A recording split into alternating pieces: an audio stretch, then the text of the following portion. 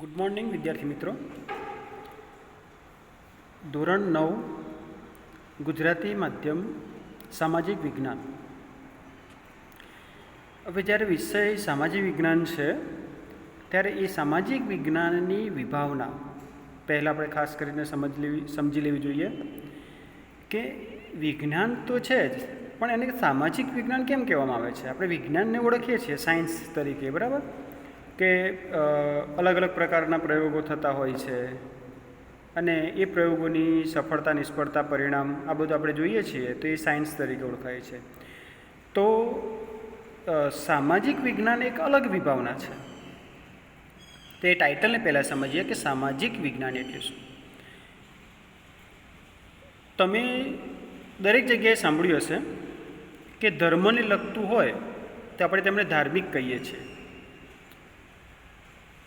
સમાજને લગતું હોય તો એ જ રીતે જેમ ધર્મને લગતું ધાર્મિક, ઇતિહાસને લગતું ઐતિહાસિક, એવી જ રીતે પુરાણને લગતું પૌરાણિક, ભૂગોળને લગતું ભૌગોલિક, પર્યાવરણને લગતું પાર્યાવરણિક, એવી જ રીતે સમાજને લગતું એટલે સામાજિક. પણ શું? તો વિજ્ઞાન. વિજ્ઞાન એટલે વિશિષ્ટ જ્ઞાન. આપણે સમાજનું એક વિશિષ્ટ પ્રકારનું જ્ઞાન મેળવવાનું છે આ પુસ્તકના માધ્યમથી. અને એ જ વસ્તુ સમાજને જોઈને આપણે શીખતા હોઈએ છીએ કે આ પુસ્તકમાં દાખલા તરીકે ભારતીય સમાજની વાત કરેલી છે, તો ભારતીય સમાજ એ કેવી કેવી પરિસ્થિતિઓમાંથી પસાર થયો, ભૂતકાળ તેનો વર્તમાન અને હાલની પરિસ્થિતિ, ત્યાર પછી તેનું રહેણી કરણી, તેના રીત રિવાજો, તેની ભૂગોળ, તેનો ઇતિહાસ, આ બધું જ, તેનું નાગરિક શાસ્ત્ર, અર્થશાસ્ત્ર, તેનું દેશ ચલાવવાની સ્થિતિ, આ બધી જ સંકલ્પનાઓ આ પુસ્તકમાં સમાવિષ્ટ કરવામાં આવેલી છે. તો શરૂઆતમાં આપણે ચેપ્ટર ભણતા પહેલાં સામાજિક વિજ્ઞાનની વિભાવના ખાસ સમજી લેવાની છે. તો ધ્યાનથી સાંભળજો કે રાષ્ટ્રીય અભ્યાસક્રમની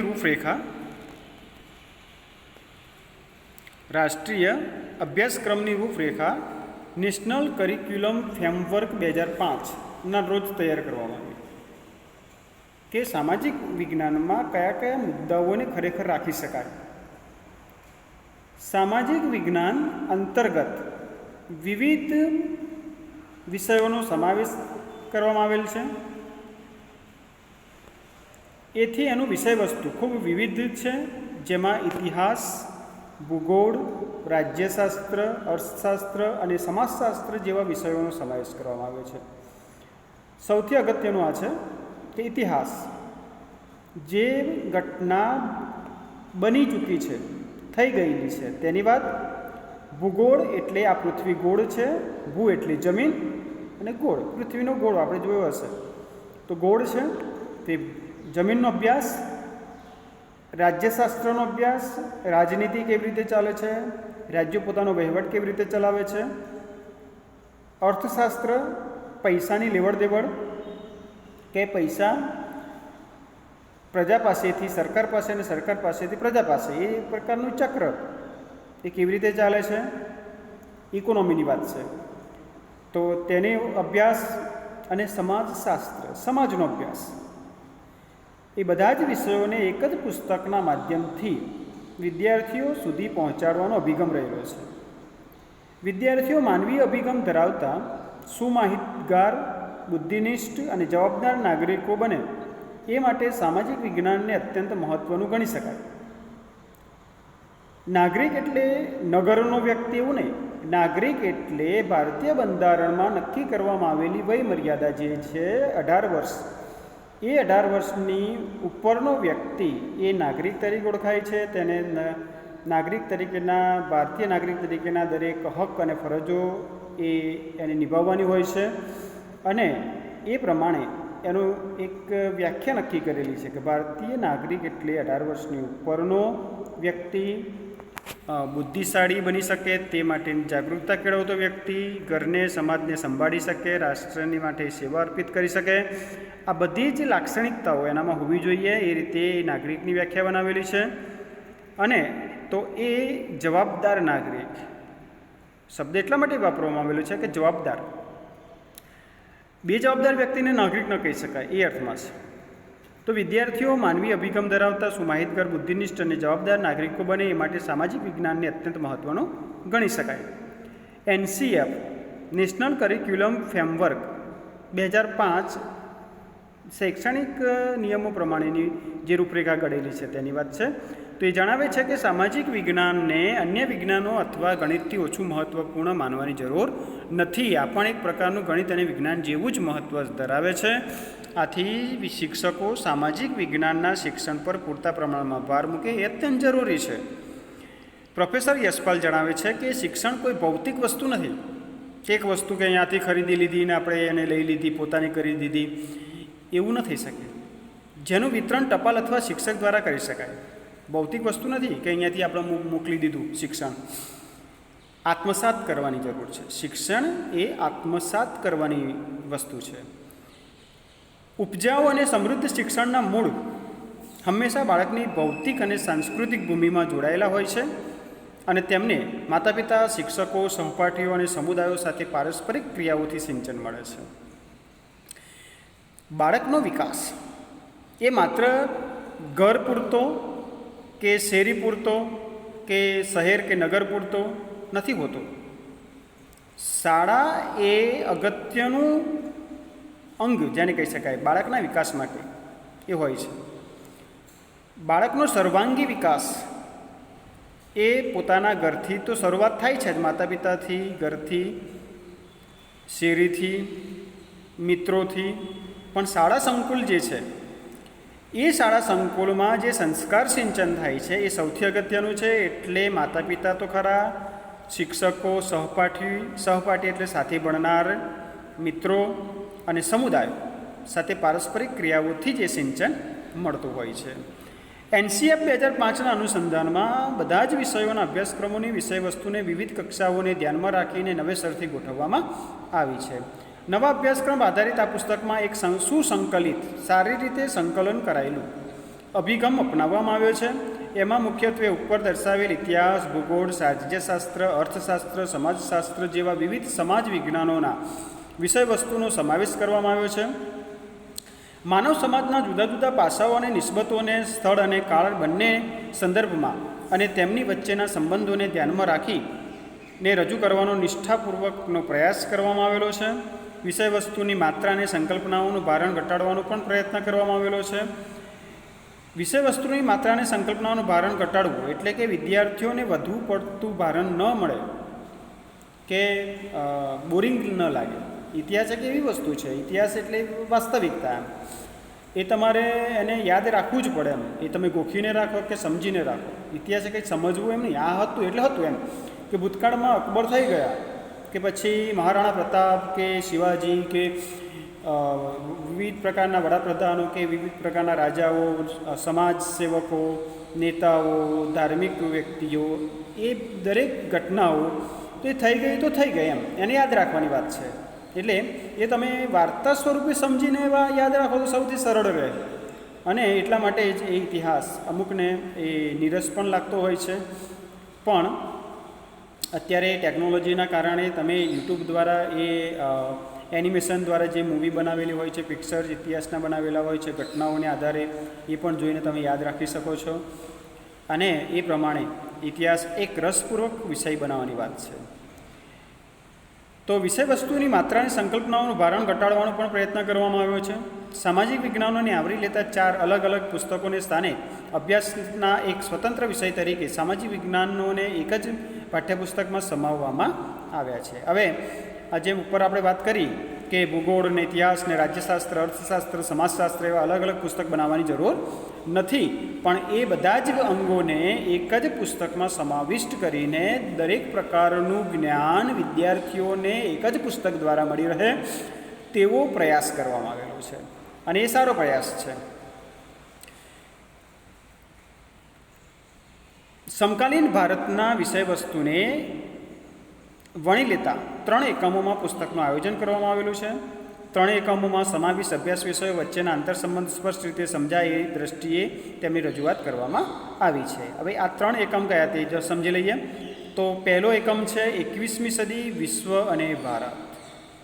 21મી સદી એટલે આપણે મોડર્ન યુગ તરીકે ઓળખીએ છીએ. એમાં માનવી જે આદિમાનવથી લઈને તેની આધુનિક માનવ સુધીની જે સફર યાત્રા છે એ સફરમાં તેણે કેટલા આયામો પસાર કર્યા, કઈ કઈ મુશ્કેલીઓમાંથી એ બહાર આવ્યો, કઈ કઈ સમસ્યાઓનો તેણે સામનો કર્યો અને એક આધુનિક માનવી તરીકે તેની ઓળખ પ્રાપ્ત કરી, ત્યાં સુધીની સફર આપણે ઇતિહાસમાં જ્યારથી આપણે ઇતિહાસ ભણતા આવ્યા છીએ ત્યારથી માનવીનો વિકાસ વિશે આપણે થોડું ઘણું જાણતા થયા છીએ.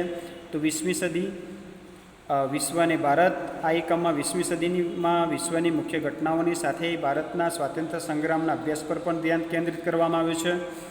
આ એકમ સમકાલીન ભારતના અભ્યાસ અંગેના ત્યાર પછીના એકમ માટે પશ્ચાદભૂમિ પૂરી પાડે છે. એકમ 2માં આધુનિક રાષ્ટ્રનું નિર્માણ, કે દાખલા તરીકે આધુનિક રાષ્ટ્ર આપણે મોટેભાગે એવું માનીએ છીએ કે 1950 પછી એ આધુનિક રાષ્ટ્ર સમય ગણીએ છીએ. તો એ આધુનિક સમયમાં આપણે સ્વાતંત્ર્યતા પ્રાપ્ત કરી, પછીના સમયમાં ભારતની પુનઃરચના થઈ, ભારતના બંધારણનું ઘડતર થયું, તેના મુખ્ય લક્ષણોની વાત કરવાની છે. ભારતીય સરકારનું માળખું, કેવી રીતે સરકાર બનાવવામાં આવી, કયા કયા અંગો એમાં કામ કરે છે, મૂળભૂત હક્કો ભારતીય બંધારણમાં જે દર્શાવવામાં આવેલા છે કે ભારતીય જે નાગરિક છે તેને કયા કયા મૂળભૂત હક મળે જન્મથી જ, તેની વાત થયેલી છે. મૂળભૂત ફરજો, હવે મોટાભાગના નાગરિકો એ હકની જ વાત કરતા હોય છે, પણ હક અને ફરજ એ એક સિક્કાની બે બાજુ છે. હક અને ફરજ એ એક સિક્કાની બે બાજુ છે. જ્યારે આપણે એ હકની વાત કરતા હોઈએ ત્યારે આપણે એ હકને જાળવવા માટે, દેશને બચાવવા માટે, દેશના વિકાસ માટેની કોઈક ફરજો પણ હોતી હોય છે. એટલા માટે હકને સાથે ફરજને પણ ધ્યાનમાં રાખવાની છે.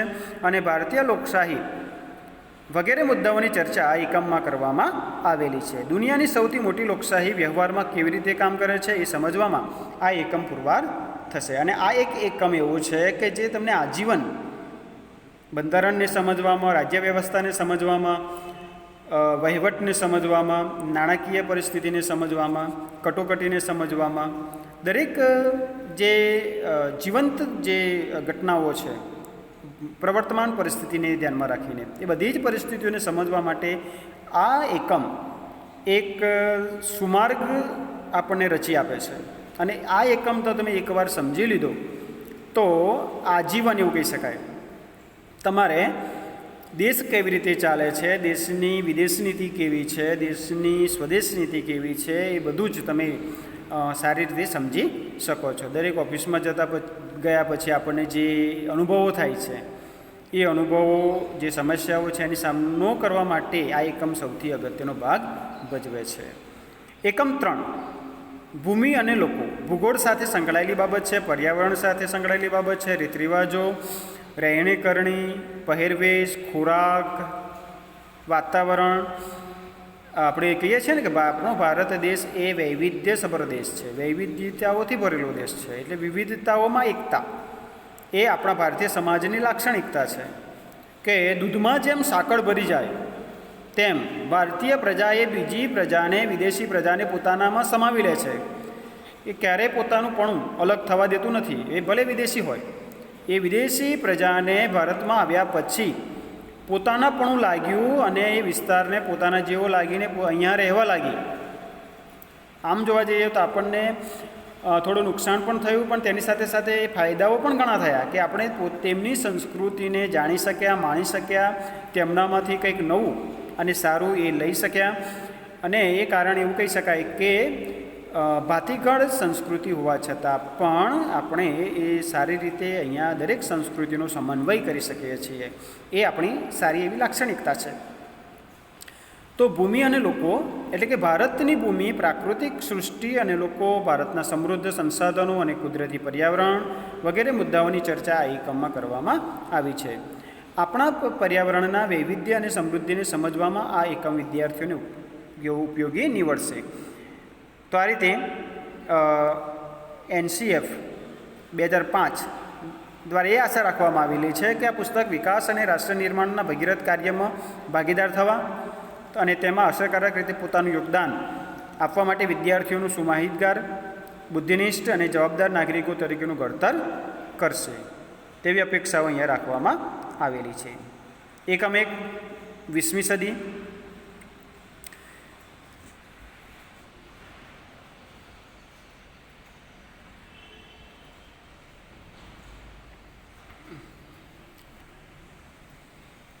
વીસમી સદી દરમિયાનનું વિશ્વ એ માનવ જીવનમાં વિવિધ ક્ષેત્રોમાં થયેલા સંશોધનો અને પ્રગતિના દીર્ઘકાલીન પરિણામોનું સાક્ષી છે. ઘણી બધી શોધખોળો થયા આ યુગ દરમિયાન. એશિયા અને આફ્રિકામાં પ્રસરેલા સંસ્થાનવાદની પ્રવૃત્તિએ યુરોપિયન સંસ્થાનવાદી સત્તાઓ વચ્ચે જે વૈમનસ્ય, વિરોધ, અસમાનતા. સંસ્થાનવાદ એટલે વિદ્યાર્થી મિત્રો કે એક દેશ દ્વારા બીજા દેશમાં પોતાની સંસ્થાઓ સ્થાપવી અને એ સંસ્થાઓ સ્થાપીને પછી એ દેશને પોતાની જ સંસ્થા ગણવી, એને સંસ્થાનવાદ કહે છે. સંસ્થા વધારતી જવી. આપણે જેમ રાષ્ટ્રવાદ કહીએ ને, રાષ્ટ્ર પ્રત્યેનો પ્રેમ, એમાં સંસ્થાઓ પ્રત્યેનો પ્રેમ છે વિદેશી પ્રજાઓને. જેમ અંગ્રેજોએ આપણા દેશમાં સંસ્થાઓ સ્થાપી અને ભારતને પોતાનું સંસ્થાન બનાવી દીધું અને એ ગુલામી હેઠળ લાવીને એ પોતાનું સંસ્થાન પોતાની રીતે ચલાવે છે, તો એ સંસ્થાનવાદ. એટલે વૈમનસ્ય સર્જાય છે, વિરોધ ઊભો થાય. તેણે વિશ્વ રાજકારણમાં એવા પરિણામો વારસામાં આપ્યા કે જેણે પ્રથમ વિશ્વયુદ્ધ, રશિયાની બોલ્શેવિક ક્રાંતિ, જર્મની, ઇટાલી, સ્પેન વગેરેમાં સરમુખત્યારશાહીનો ઉદય તેમજ દ્વિતીય વિશ્વયુદ્ધ જેવા એક પછી એક બનાવો બન્યા. સંસ્થાનવાદી અને સામ્રાજ્યવાદી લાલસાએ, સામ્રાજ્યવાદ એટલે સામ્રાજ્યનો ફેલાવો કરતા જવું, સંસ્થાનવાદ એટલે સંસ્થાઓનો ફેલાવો કરતા જવું, અને એ લાલસાઓ જે છે, લોભીપણું, એ અણુશસ્ત્રો તેમજ અન્ય સંહારક શસ્ત્રોના પ્રયોગે સમગ્ર વિશ્વને ક્ષુબ્ધ બનાવી દીધું. અલબત્ત માનવજાતના હૈયામાં પ્રગટેલી શાંતિ અને સલામતીની ઝંખનાએ સંયુક્ત રાષ્ટ્રોને જન્મ આપ્યો. આ કઈ કઈ ઘટનાઓ બનેલી છે તેની વાત છે. સંયુક્ત રાષ્ટ્ર અમેરિકા અને સોવિયત રશિયા વચ્ચે પ્રભાવ ક્ષેત્રો વિસ્તારવાની જે હોડ ચાલી, હરીફાઈ, સ્પર્ધા, તેમાંથી જ ઠંડા યુદ્ધનો ઉદ્ભવ થયો. આ ઠંડુ યુદ્ધ અને આ બધા શબ્દો આપણે જે તે ચેપ્ટર વાઇઝ આપણે એનું સમજીશું. આ ઠંડા યુદ્ધમાં બે કેન્દ્રો બન્યા, વોશિંગ્ટન DC અને મોસ્કો. પ્રજાના મિજાજમાંથી આ આખા ચેપ્ટરનો સારાંશ છે. એટલે આખા ચેપ્ટર પાઠ્યપુસ્તકમાં કયા કયા મુદ્દાઓ આવે છે તેની આપણે સારાંશ રૂપે શરૂઆત કરીએ છીએ અને પછી ચેપ્ટર વાઇઝ એનો અભ્યાસ કરીશું. પ્રજાના મિજાજમાંથી પ્રગટેલી રાષ્ટ્રવાદી ભાવનાએ 20મી સદીના અંત ભાગમાં શક્તિશાળી સોવિયત રશિયાનું વિઘટન કર્યું. એટલે વિઘટન કરવું એટલે ભાગલા પાડવા. બર્લિનની દિવાલ તોડી નાખી અને જર્મનીનું એકીકરણ સિદ્ધ કર્યું. આ બનાવો અકલ્પિત અને રોમાંચક હતા. આમ છતાં વિશ્વમાં સામ્યવાદના પૂર ખાડી ન શકાયા અને ચીન સહિત યુરોપ, એશિયાઈ દેશો તેના પ્રભાવમાં આવી ગયા. અરે, દુનિયાનો કેટલોક ભાગ તો લાલ રંગે રંગાઈ ગયો. હા, વિશ્વ રાજકારણની આ તો માત્ર એક જ બાજુ છે. વિશ્વ રાજકારણની બાજુ પણ એટલી જ સબળ અને સદ્ધર છે અને તે એશિયા, આફ્રિકા અને વિશ્વના અન્ય ભાગોમાં ઉદારમતવાદી ચળવળોએ જે આકાર લીધો છે તેમાં દ્રષ્ટિગોચર થાય છે, એટલે કે જોવા મળે છે. આ ચળવળે જ ભારત સહિત ઘણા દેશોમાં રાષ્ટ્રીય અને સ્વાતંત્ર્ય ચળવળનો ઉદ્ભવ થયો. તેણે રાષ્ટ્રીય સ્વાતંત્ર્ય પ્રાપ્તિ માટે પોતાનું વર્ચસ્વ, સર્વસ્વ ત્યાગીને બલિદાનની ભાવના જગાવવાનો એક એવો પદ્ધતિસરનો નૂતન પ્રયોગ કર્યો અને વિકસાવ્યો કે એશિયા, આફ્રિકાના દેશો માટે પ્રેરક અને પ્રોત્સાહક બની રહ્યો. ભારતની રાષ્ટ્રીય લડતે એક એવું ચિત્ર ઉપસાવ્યું કે જેમાં ઉત્તર, દક્ષિણ, પૂર્વ, પશ્ચિમ, આબાલવૃદ્ધ, વિદ્યાર્થી મિત્રો, આબાલવૃદ્ધ એટલે નાના બાળકથી લઈને વૃદ્ધ વ્યક્તિ સુધી બધા, સૌ નર નારીઓને તેમાં ખૂબ ઉત્સાહપૂર્વક સહભાગી બનાવ્યા હતા કે જેણે ગૌરવવંતો ઇતિહાસ સર્જ્યો. સ્વતંત્રતા પ્રાપ્તિમાં આખો દેશ જોડાઈ ચૂક્યો હતો તેની વાત છે. આ વિવરણ અહીં કરવામાં આવેલું છે. આપણને સ્વતંત્રતા કેવી રીતે મળી, અંગ્રેજો કેવી રીતે ભારતમાં આવ્યા આવ્યા તો ન કહી શકાય, ઘૂસ્યા એવું કહી શકાય. વેપાર કરવાના માર્ગે અર્થે આપણા પર જે ગુલામીની લડત, ગુલામ બનાવી દીધા ભારતીય પ્રજાને, તો તેની જે કૂટનીતિ કેવી રીતે ચલાવી, ભાગલા પાડો અને રાજ કરોની નીતિ કેવી રીતે ચાલી, ખાલસા નીતિ કેવી રીતે ચાલી, અસહાયકારી યોજના, સહાયકારી યોજના, બધું ઘણી બધી જે નીતિઓ છે અંગ્રેજોની, તેની પણ વાત અહીંયા કરવામાં આવેલી છે. તો બાળકોમાં સ્વાભિમાન, આ બધી ઘટનાઓથી શું થાય છે કે સ્વાભિમાન, આપણા દેશનું આપણને સ્વાભિમાન, આપણા વ્યક્તિત્વનું આપણને સ્વાભિમાન હોવું જોઈએ, તેની વાત કરેલી છે. તો બાળકોમાં સ્વાભિમાન અને દેશપ્રેમ પ્રગટે તથા રાષ્ટ્રીય ચારિત્ર્યનું નિર્માણ થાય તે માટે માતૃભૂમિને સ્વતંત્ર કરવા શહાદત વહોરનાર ક્રાંતિવીરોની વાતોનો સમાવેશ કરવામાં આવ્યો છે. લખાણને પુષ્ટિ આપવા જરૂરી નકશા અને ચિત્રો પણ મૂકવામાં આવેલા છે. આ એકમમાં ઔદ્યોગિક ક્રાંતિનો જે રીતે ઉલ્લેખ કરવામાં આવેલો છે તે એવા આશયથી કે વિદ્યાર્થીઓ આજના સમાજમાં વિજ્ઞાન અને ટેકનોલોજી ક્ષેત્રે વિવિધ શોધખોળો ભાવિ સમાજને પ્રગતિને પંથે લઈ જવામાં કેટલીક મહત્ત્વની છે તે બાબત સમજે. આપણે મહામુશ્કેલીએ પ્રાપ્ત કરેલી આઝાદી, આંતરિક એકતા અને ભાવાત્મક એકતાને સાચવવાની તથા રાષ્ટ્રનો સર્વતોમુખી વિકાસ કરવાની જવાબદારી હર હંમેશને માટે ઉપાડી લઈને નેતૃત્વ પૂરું પાડી શકે તેવા ક્ષમતા અને સજ્જતા આપણે પ્રાપ્ત કરી લીધી છે. એ માટે અહીંયા એની વાત કરવામાં આવેલી છે. તો આ થઈ સામાજિક વિજ્ઞાનની પ્રસ્તાવના, કે ચેપ્ટર પહેલું 1 થી 20 ચેપ્ટર આપેલા છે આમાં. એ ભણતા પહેલાં આપણે ખરેખર સામાજિક વિજ્ઞાન એટલે શું તેની વાત કરવાની છે, અને એ પ્રમાણે આ ચેપ્ટર પાઠ્યપુસ્તકમાં જે ચેપ્ટરો છે તેની પણ થોડી ચર્ચા કરી લઈએ. કે સામાજિક વિજ્ઞાનની વિભાવનાની વાત કરીએ આપણે. એકમ 1 20મી સદી વિશ્વ અને ભારતની વાત કરી. એકમ 2માં આધુનિક રાષ્ટ્રનું નિર્માણની વાત કરી. અને એકમ 3માં ભારત ભૂમિ અને લોકોની વાત કરી. તો આ 3 વિભાગમાં એ સામાજિક વિજ્ઞાનના ચેપ્ટર્સને ગોઠવવામાં આવેલા છે. તો એકમ 1માં ચેપ્ટર 1 થી 7 20મી સદી વિશ્વ અને ભારત. વિશ્વને પણ આપણે ઓળખવાનું છે, માત્ર ભારત પૂરતું નહીં. આ જ્ઞાન એ માત્ર ભારત પૂરતું નહીં, વિશ્વને પણ ઓળખવાનું છે. અને વિશ્વની પ્રજા ભારતમાં આવી અને ભારતને કેવી રીતે લૂંટી લીધો તેની પણ વાત છે. પહેલું ચેપ્ટર કહેવા માગે છે ભારતમાં બ્રિટિશ સત્તાનો ઉદય. બ્રિટિશ સત્તા એટલે વિદેશી સત્તા જે યુરોપમાંથી મોટે ભાગે ભારતમાં આવી. અંગ્રેજો, ડચ લોકો, ફ્રેન્ચો, પોર્ટુગીઝો, મુગલો, તો આ બધી જે પ્રજાઓ છે એ પ્રજાઓ જે ભારતમાં આવી એમાંની એક પ્રજા બ્રિટિશ, એ સત્તાનો ભારતમાં કેવી રીતે ઉદય થયો તેની વાત પહેલાં ચેપ્ટરમાં કરવાની છે. બીજા ચેપ્ટરમાં પ્રથમ વિશ્વયુદ્ધ જે 1914 થી 1918 દરમિયાન ચાલ્યું, અને રશિયન ક્રાંતિ જે થઈ, બોલ્શેવિક ક્રાંતિ 1917માં, તેની વાત કરવાની છે. ત્રીજા ચેપ્ટરમાં નૂતન વિશ્વ તરફ પ્રયાણ. નૂતન વિશ્વ તરફ પ્રયાણ એટલે કે દ્વિતીય વિશ્વયુદ્ધ પૂરું થયા પછી જે મહામારી, જેમાં અત્યારે આપણે કોરોના મહામારી ચાલે છે, એવી રીતે દ્વિતીય વિશ્વયુદ્ધ પછીની જે મહામારી, જે જેટલા પણ દેશ એ યુદ્ધમાં જોડાયા હતા તે બધાને જે મૃત્યુ, આર્થિક નુકસાન, આ બધાનું જે ભોગવવો પડ્યો છે, નુકસાન થયું છે, ઘણું બધું જતું કરવું પડ્યું છે તેની વાત. અને નૂતન વિશ્વ તરફ પ્રયાણ એટલા માટે કે વિશ્વયુદ્ધ થયા પછી જે તે દેશો યુદ્ધમાં જોડાયેલા હતા એ દેશોને એવું લાગ્યું કે યુદ્ધ એ વિકાસ નથી, વિનાશ છે. તો આ વિનાશને દૂર કરી અને કંઈક નવી આશાઓ સાથે નવા વિશ્વ તરફ જવાનું શરૂઆત થાય છે. એ ત્રીજા ચેપ્ટરમાં વાત કરેલી છે. ચેપ્ટર નંબર 4માં ભારતની રાષ્ટ્રીય ચળવળોની વાત કરેલી છે. કે રાષ્ટ્રીય ચળવળો એટલે અંગ્રેજો સૌથી શક્તિશાળી અંગ્રેજો જ હતા, તો વિદેશી પ્રજા સામે આપણો દેશ છે ને આપણે પાછો મેળવવાનો છે એના માટે જે આંદોલનો થયા તેની વાત કરેલી છે.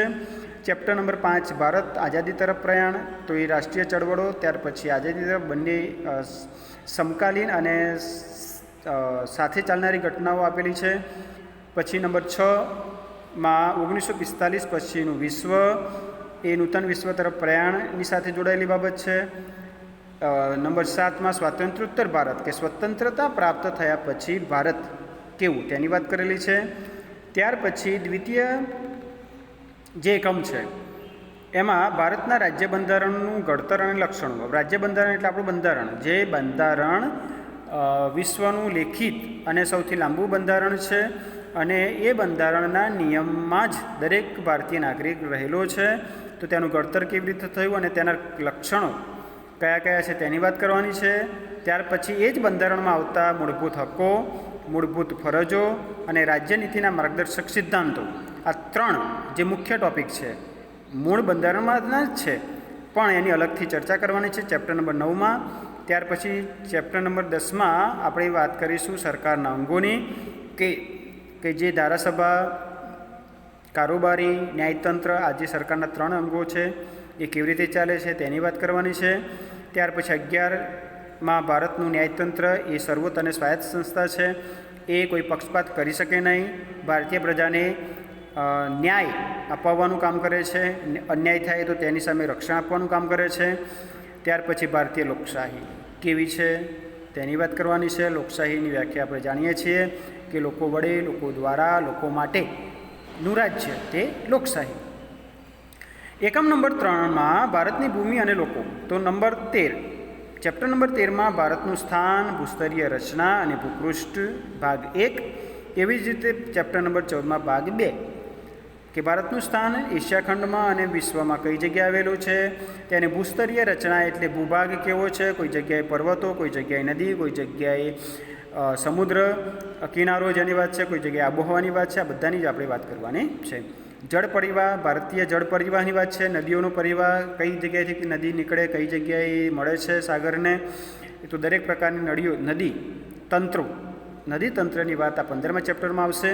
16મા ચેપ્ટરમાં આબોહવા, ભારતીય આબોહવા કેવી છે. આપણે કહીએ છીએ કે વિષમ આબોહવા, સમ આબોહવા, સમશીતોષ્ણ આબોહવા, તો એ વાતાવરણ પ્રમાણે બદલાતી હોય છે. આપણે મોસમી જે ઋતુઓ ચાલે છે એટલે કે આપણો દેશ મોસમી આબોહવા ધરાવે છે, મોસમ પ્રમાણે આબોહવા બદલાય છે. એટલે આબોહવા વિશે આપણે સમજવાનું છે. નંબર 17માં કુદરતી વનસ્પતિ. હવે આપણને પ્રશ્ન થાય કે વનસ્પતિ તો કુદરતી જ હોય, પણ અહીંયા પોતાની મેળે ઊંઘતી વનસ્પતિની વાત કરેલી છે. અલગ અલગ પ્રકારની વનસ્પતિનો પરિચય આપણે આમાં મેળવવાનો છે. ત્યાર પછી આપણું વન્યજીવન, ભારતીય વન્યજીવન, કયા પ્રાણીઓ, પક્ષીઓ, પશુઓ કેવી રીતે કઈ કઈ જગ્યાએ જોવા મળે છે એની વાત આપણે 18મા ચેપ્ટરમાં કરવાની છે. અને આપણું લોકજીવન, ભારતીય લોકજીવન, ગુજરાતી લોકજીવન આપણે જાણીએ છીએ, રાજસ્થાની લોકજીવન પણ આમ આવશે, મહારાષ્ટ્રીય મરાઠી લોકજીવન આવશે, મધ્યપ્રદેશ, ઉત્તર પ્રદેશ, મણિપુર, અસમ, દરેક રાજ્યનું લોકજીવન, ઉત્તર, પશ્ચિમ, પૂર્વ, દક્ષિણ, આ 4 દિશાઓ, મધ્ય ભાગ, દરેક પ્રકારનું લોકજીવન આપણે આ 19મા ચેપ્ટરમાં ભણવાનું છે. અને 20મા ચેપ્ટરમાં આપત્તિ વ્યવસ્થાપન, કે કોઈ પણ પ્રકારની કુદરતી કે કૃત્રિમ માનવસર્જિત જે નિર્મિત સમસ્યાઓ છે, ઘટનાઓ છે, આફતો છે, એ આપત્તિમાંથી કેવી રીતે બહાર આવવું તેની વ્યવસ્થા કરવાની વાત કરવામાં આવેલી છે. તો આ આખું એક પાઠ્યપુસ્તક 20 ચેપ્ટર સાથે અલગ અલગ વિષયોને આવરી લઈને ચેપ્ટર વાઇઝ આપણે એ શીખવાનું રહેશે. Thank you.